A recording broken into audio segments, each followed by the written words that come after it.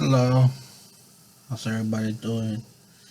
Welcome back to another episode of the Salvador Grand. Okay, this one is about another poet of ours, coming out of Seattle, Washington. Okay, so let's get into it. Clara Olivo debuts The Whisper, the Storm, and the Light in Between. Clara Olivo's debut poetry collection, The Whisper, the Storm, and the Light in Between, Alegría Magazine 2022, examines how the storm, the quiet before its arrival, and the light that occurred between the two have shaped her identity and her voice as a poet. I sat down with her to discuss the book and her experiences as a fat, queer, neurodivergent Afro-Salvadoreña. The book's three sections, The Whisper, the Storm, and the Light, reveal Olivo's journey to accept parts of herself from growing up in South Central LA and learning of her history as a member of the African diaspora to dealing with body image issues from growing up in a fat body. The book examines this aspect of who she is while at the same time working to accept her identities, including that of a poet. One of her poems says, I believe that everything I say is poetry. The Whisper. The poems in this section are reflective of times when outside elements forced Olivo to get smaller and quieter. Moments where I felt small, where I feel small, where I have to hold back, especially those moments where the power dynamics are skewed against me. Moments when Olivo has found herself having to hold back to become the whisper, but also in her home, both now and as a child, when frustration, tension, or anger has caused her to make herself small. Act of contrition examines the struggle to reclaim agency over her own body. The poem ends with the lines, my body, the measure of all my worth, and the less of it there is, the more of me is yours to consume. But I wonder, when will it finally be mine? For me, my body has never felt like it was mine, Olivo said. I've always had to change it for the sake of everybody around me, for their own comfort, or for my own safety, because I didn't want them to continue to hurt me because of what my body looks like. Another prominent theme is her Afro-Salvadoran identity and its erasure by other Salvadorans. In the foreword, Olivo wrote, El Salvador is a country devoid of blackness. That is, there are no black people in El Salvador. Or that is what many Salvadoreños will tell you, because they firmly believe this to be true. As the only black person in her family, Olivo grew up struggling to understand the things she heard that negated her identity through colorism. Raised without her Afro-Salvadoran father in her life, it was a journey to understand how white supremacy took shape in her community. For example, being told not to stay out in the sun too long to avoid getting darker, or concerns about her dating a black man. Olivo said it wasn't until coming to Seattle and starting her decolonization process that she realized these things. She said, my own internalized anti-blackness stemming from that absence and from that, my own personal erasure helped to make these connections. Like, the poem Birth of a Poet introduces the reader to the light. Here, Olivo digs into her identities.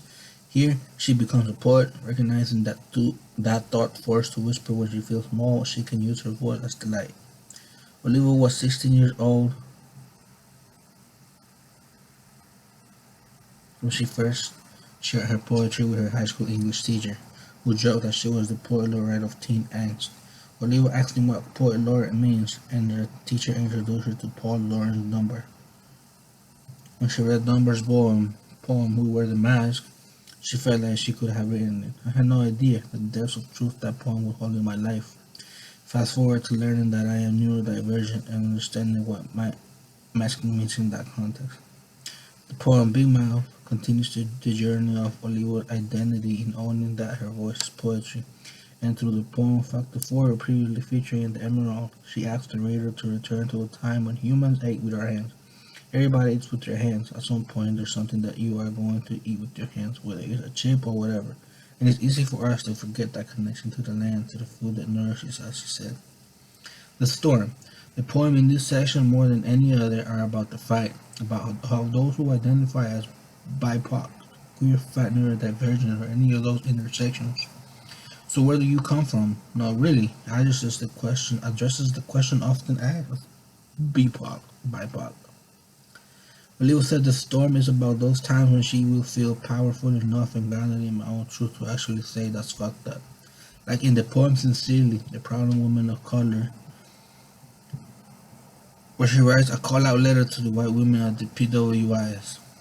Although a year has come and gone and the world changed, our hearts transformed. I have yet to see you show up the way you claimed you would for all the black and brown bodies that matter. Because here I am, a whole year later, still waiting for the day you own up to the violence you shed upon my existence, the betrayal of my trust rooted in your whiteness. Your silence affirms that I did not matter to you at all. Sincerely yours, the Problem Woman of Color.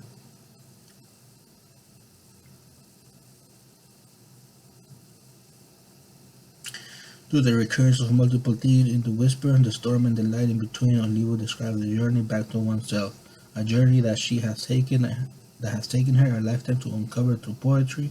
She believes there is something in this book for everyone. There are perspectives that are unique to this particular intersectional body that I inhabit that speaks to the greater connection that brings us all together. And in this very human experience, I have been able to put words to emotions and experiences that I don't think others can, she said. Whether a poem, a line, or a title resonates, she wants readers to find what they need within the whisper, the storm, and the light. Purchase a copy of The Whisper, The Storm, and the Light, In Between, and learn more about Clara Olivo on her website. She also co-hosts a podcast, Intersectionality in the Diaspora. Visit the official podcast website to listen on your preferred platform. So there you go. Another Slavic poet. She looks like she's doing her thing. She's been through her thing, going strong. So big shout outs to her. And another great story. I love to hear stories like this. I mean, this is the first time I hear from her, but it sounds like she's been doing poetry for a while now. So it's just great, to have some kind of representation in different niches, niche. So, I hope you like the story. I will leave the link and everything on the description. Thanks for tuning in. See ya.